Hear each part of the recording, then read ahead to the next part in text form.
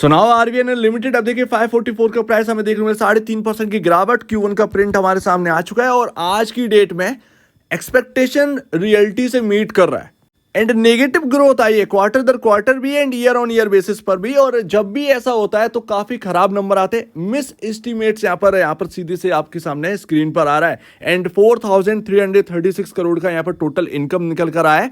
पिछले क्वार्टर में 6,994.31 करोड़ का यहाँ पर टोटल इनकम था।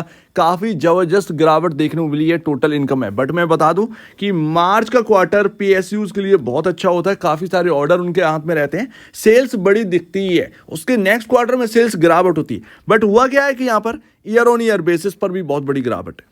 5,853 करोड़ से घटकर 4,336 करोड़ का यहाँ पर टोटल इनकम निकल पाया है।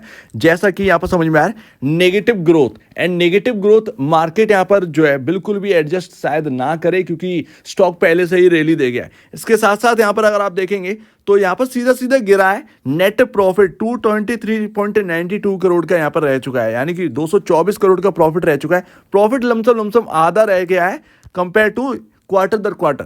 478.40 करोड़ के अगेंस्ट 224 करोड़ के आसपास का यहाँ पर प्रॉफिट निकल के आया। पिछले साल इसी क्वार्टर में 343.09 करोड़ का था, यानी कि बिजनेस पर इंपैक्ट है, डाउन गया है। एंड ये बात तो समझ में आएगी ईपीएस कैलकुलेट करने के बाद कि ओवरऑल ईपीएस क्या बन रहा है। अभी तो ठीक है कि नंबर में ग्रोथ यहाँ पर नेगेटिव निकल कर रही है, मेन चीज तो ईपीएस है, ईपीएस यहाँ पर देखना पड़ेगा। एंड अर्निंग पर शेयर आपका रह चुका है 1.07 का, जो कि क्वार्टर दर क्वार्टर ऑफकोर्स यहाँ पर प्रॉफिट आफ्टर टैक्स है, year on year basis and quarter दर क्वार्टर बेसिस पर गिरा है, तो आपका ईपीएस भी गिरा है। तो इसमें कोई यहाँ पर जो है ना समझने वाली बात नहीं है। अर्निंग पर शेयर क्वार्टर दर quarter and year on year basis पर डाउन है। एंड अभी आपके सामने ओवरऑल जो ईपीएस है वो पिछला ये क्वार्टर से पहले यहां पर बना हुआ था 7.55, राइट।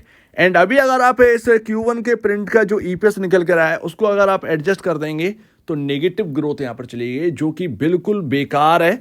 6.48, भले ही यहां पर स्टॉक ज्यादा रिएक्ट ना करे या कुछ भी ना करे, डजेंट मैटर, बट आपके फंडामेंटल बेसिस पर ये आपके सामने ग्रोथ निकल कर आई है आफ्टर इतना बड़ा बूम, इतना बड़ा सर्च।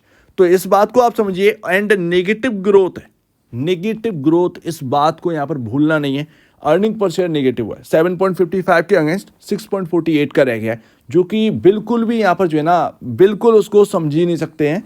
एंड यहां पर अगर आप देखें तो ऑलरेडी स्टॉक हाई वैल्यूएशन पर तो चल ही रहा है, 75.84 के पी रेशियो पर चल रहा है। एंड इंडस्ट्री पी आपका कहा है 48.20।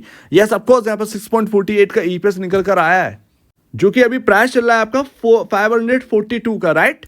542 रुपए का प्राइस चल रहा है। और अगर मैं 6.42 से डिवाइड करूंगा 48 से डिवाइड करूंगा तो ये जो पी रेशियो है वो करंट भाव के हिसाब से 83.64 का हो गया है। बच के रहिएगा, कोई खरीदारी मत करिएगा, चाहे भले ही आपको कितना बड़ा ट्रैप दिखा दे इसके अंदर, बट यहां पर आपका पी रेशियो बढ़ा है, आपका नेगेटिव ग्रोथ है एंड अर्निंग पर शेयर बिल्कुल घटा है।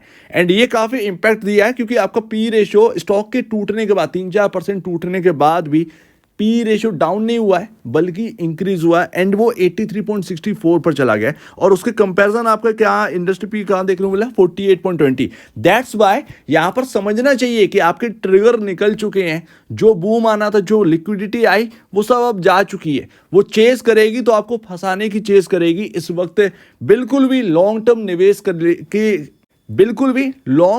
के लिए आगे मत बढ़िएगा, भले ही स्टॉक यहां से चाहे जितना भी इधर उधर क्यों ना हो जाए। बिल्कुल भी लॉन्ग टर्म निवेश मत सोचिएगा, बट शॉर्ट टर्म में अगर आपको कुछ लग रहा है ट्रेडिंग पर्पस तो उस हिसाब से यहां पर चलिएगा, बट लॉन्ग टर्म नहीं। Because of price to book value अगर आप देखेंगे तो बिल्कुल भी ये एक ना एक्सेप्टेबल वाली बात नहीं। 13.65 पर यहां पर ना प्राइस टू बुक वैल्यू चल रहा है boss. And price to book value आज इंक्रीज ही किया है, अभी अपडेट हुआ है, बट यहां पर कैलकुलेट करेंगे तो वो इंक्रीज हुआ है बिकॉज ऑफ सारे आपके नेगेटिव फैक्टर्स यहां पर देखने को मिल रहे हैं। फिलहाल आपके सामने क्या देखने को मिल रहा है, 550। अब देखना यही होगा 550 के ऊपर क्लोजिंग दे रहा है या नहीं दे रहा है। अगर 550 के नीचे क्लोजिंग देता है, पॉसिबल है ये 50 डेमा की तरफ बढ़े एंड ये आपका पड़ता है 480। तो बहुत ही खराब रिजल्ट है। इरकॉन भी इसी वजह से अभी एकदम जो है ना 2.5-3% ऊपर था। आरबीएनएल तो फिर भी नीचे था, 2.5-3% ऊपर था इरकॉन एंड वो यहाँ पर नेगेटिव में आ गया। सो लेट्स सी इरकॉन के नंबर कैसे आ रहे हैं, बट आरबीएनएल यहाँ पर जो है वो बिल्कुल फुस निकल गया है एंड जो ग्रोथ यहाँ पर देखने को मिलती है स्टॉक के अंदर वो अब समझ में आ रही है कि वो लिक्विडिटी बेसिस पर जो आया था वो अब किधर भी कुछ भी हो सकता है। भले ही ये स्टॉक ना गिरे, बट कहीं ना कहीं लॉन्ग टर्म पर्पज से ये स्टॉक नहीं बनाया है इस वक्त। सो उम्मीद है काफी कुछ आपको समझ में आया होगा। एक बार निवेश से पहले या बेचने से पहले अपने ब्रोकर एंड एडवाइजर से जरूर सलाह लीजिए। खुद की स्टडी करेगा, उससे बेहतर कुछ भी नहीं, खुद की स्टडी मस्ट है। तो आप दीजिए मुझे वीडियो देखने के लिए बहुत धन्यवाद दोस्तों।